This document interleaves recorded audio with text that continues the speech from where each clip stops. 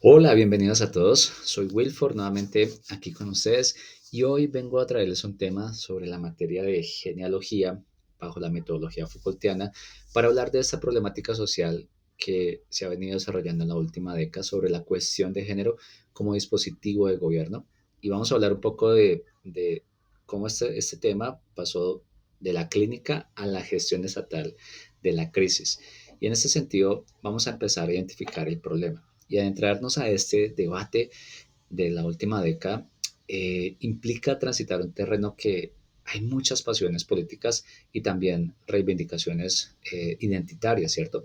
Pero desde la perspectiva filosófica y genealógica, el problema no reside en determinar qué postura tiene la razón o no, sino más bien comprender que el género ha transitado de ser como una categoría clínica y sociológica a básicamente constituirse en un dispositivo de saber poder omnipresente donde pues el aparato estatal lo ha incorporado y lo ha normatizado. Ahora, como lo vemos acá, hay una verdad fundamental, o bueno, el problema fundamental más bien que identifico es la naturalización del género como una verdad interna al sujeto, que básicamente y de forma muy paradójica necesita eh, ser administrada, validada y gestionada por el Estado para existir legal y socialmente. Y se empieza a observar entonces esa tensión estructural, ¿verdad?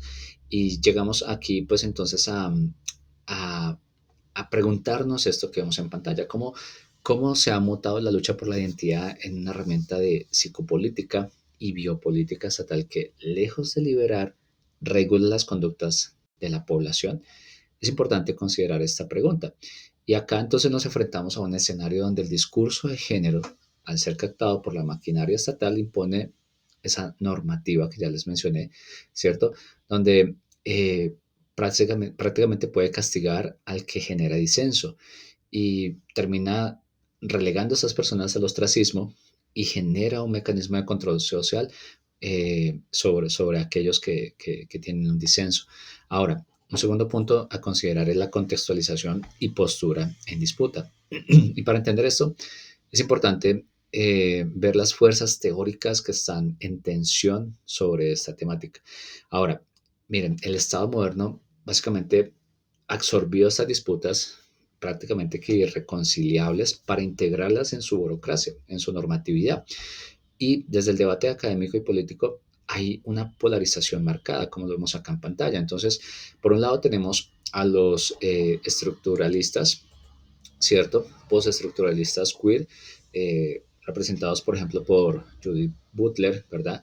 Donde hablan que el sexo no es una base natural inmutable, sino un efecto normativo del poder, ¿cierto? Básicamente, pues ella dice que el género es performativo. Esa es esa famosa frase de esta autora. Por otro lado, pues vemos al feminismo materialista, como los de Monique Wittig o el feminismo radical francófono, que critican la visión queer por considerar que está desmaterializando la opresión, ¿cierto? Entonces, se genera esa tensión básicamente allí entre las dos posturas. Y lo curioso y problemático de nuestro contexto actual es que nuestros estados neoliberales han ignorado la profundidad de esta disputa teórica y las han absorbido en sus manuales de gobernanza. Entonces, vemos cómo las instituciones transforman esas demandas, ¿cierto? Básicamente, demandas de justicia radical, por un lado, como lo vemos aquí, en métricas administrativas de inclusión, diversidad y cuotas. Y pues básicamente como que vacían el contenido político y la convierten como en un ítem presupuestal o en una casilla de formulario. Entonces, eso es algo que se da como fenómeno social. Ahora, un tercer aspecto a analizar, el análisis genealógico, donde vamos a ver, y de acuerdo a Foucault, dos términos importantes que es la procedencia y la emergencia, ¿cierto? Esto pues Foucault lo habla en términos de Herkunft y Enstenhook. Bueno, disculpen mi pronunciación. Y básicamente, pues, es un dispositivo que Foucault, o una metodología que Foucault utiliza para desmitificar esas cosas que muchas veces damos por sentadas, ¿no? Ya como verdades absolutas en algunos casos. Entonces, miremos, por ejemplo, la primera, la procedencia. Y aquí, entonces, vemos el origen clínico, donde contrario a la creencia popular de cualquiera de las dos posturas, incluso las conservadoras, el tema del género no fue una invención meramente feminista o social, sino que su procedencia es médico-psiquiátrica. Esto surge a mediados del siglo XX, donde figuras como John Money y Robert Stoller acuñaron el concepto de identidad de género no para liberar a las masas, sino para gestionar casos clínicos de intersexualidad y transexualidad, como lo declara Green en su libro en el 2010. Entonces, aquí vemos que estos orígenes tienen como objetivo, era básicamente como normalizar, diagnosticar y ajustar a los individuos que no encajaban en ese binarismo biológico para reinsertarlos de manera funcional en el orden social, ¿cierto? Entonces, ahí estamos viendo la parte de lo que es la emergencia. Entonces, ahora, de este punto de la emergencia, vemos la captura política y la emergencia del género como campo de batalla político ocurre en un segundo momento. Y aquí es cuando el feminismo se apropia de este concepto clínico para denunciar el determinismo biológico. ¿Sí? Como dijo esta famosa frase que hemos escuchado, no se nace mujer, se llega a hacerlo. Eh, entonces, sin embargo, en la actualidad presenciamos una emergencia mucho más sofisticada y es la institucionalización. Hay un cambio de régimen, ¿cierto? Donde básicamente el género ya se vuelve un instrumento gubernamental neoliberal y hay una lente técnica para el diseño de políticas públicas globales. Entonces ya no se trata solo de derechos civiles, sino de una especie de, llamémoslo, tecnología de gobierno biopolítico, donde se clasifica, mide y administra las diferencias poblacionales. Entonces, ahí vamos a ver, perdón que ahí me adelanté, vamos a ver entonces que el Estado ha pasado de vigilar la anatomía, o sea, en términos, también podríamos llamarlo anatomopolítica, a gestionar entonces ahora la autopercepción, la psicopolítica, como lo menciona Foucault en sus obras. Entonces, al crear leyes que exigen la declaración constante de la identidad y el poder que obliga al sujeto a confesar permanentemente, creando un nuevo régimen de verdad, donde la identidad ya no es un acto íntimo, personal, sino más bien se vuelve un acto administrativo eh, que debe ser claro ante el Estado. Ahora, como conclusiones, vemos entonces, aquí ya vemos el Estado terapeuta, ¿cierto? Entonces vemos la genealogía, su procedencia clínica, las tensiones teóricas, y aquí ya quiero dar una postura personal. Mi postura es crítica frente a la institucionalidad de las cuestiones de género como lo vemos actualmente, ¿sí?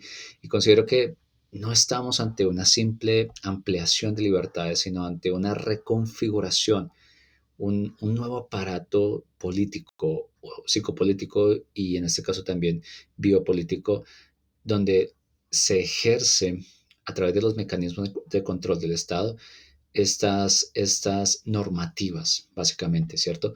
Y se lleva una institucionalización del género donde se usa como esa herramienta de identidad tanto a las personas, pero también al Estado, a la sociedad. Y miren, al igual que la psiquiatría del siglo XIX, como lo analizaba Prosorov en su texto, ¿cierto? Leyendo a Foucault, él decía que se forzaban las crisis en el paciente para validar la autoridad del médico. Y el Estado actual promueve esa crisis de identidad permanente en la ciudadanía, entre esas tensiones que vemos. Ahora, estas dos posturas que yo les mostré no son las únicas. También tenemos una postura desde el punto de vista conservador, tradicionalista, que anclado a principios morales y religiosos han también surgido ahí en la palestra para exponer sus puntos de vista e ir en contra de estos temas de identidad de género o de cuestión de género. Entonces, aquí es importante que como sujetos, como personas, eh, escudriñemos la verdad interna y, y miremos estas etiquetas y busquemos realmente si estas validaciones estatales son realmente cosas que queremos aceptar. Y miren, el Estado se erige así como el gran terapeuta y validador de la existencia, creando una dependencia emocional y legal del ciudadano ante sus instituciones. Entonces, por último, esta dinámica termina utilizando el aparato estatal para imponer una normatividad ideológica que, bajo la máscara de inclusión y diversidad, ejerce ese ostracismo feroz contra aquellos que son disidentes o cuestionan estos dogmas. Y lamentablemente, al mantener a la población en una tensión constante sobre sus lenguajes, autodefiniciones, las posturas conservadoras, con esos anclajes morales y religiosos, pues el poder, el Estado, asegura su posición como el único árbitro capaz de gestionar esa crisis. Y para él es conveniente mantener esa crisis. Llegamos al concepto que también Foucault acuñó de agonomía, ¿cierto? Y básicamente donde las tensiones de cada uno de los sujetos ocurre esa intersubjetividad, ¿verdad? Y esas tensiones son favorables para mantener esta dialéctica, básicamente. Entonces, aquí pues termina la gobernamentalidad regulando la población y transforma esa lucha política estructural en una gestión administrativa de las conductas individuales y afectivas. Y pues eso desactiva así la potencia de una verdadera transformación social. Bueno, les agradezco mucho por su tiempo. Esa era lo que quería compartirles.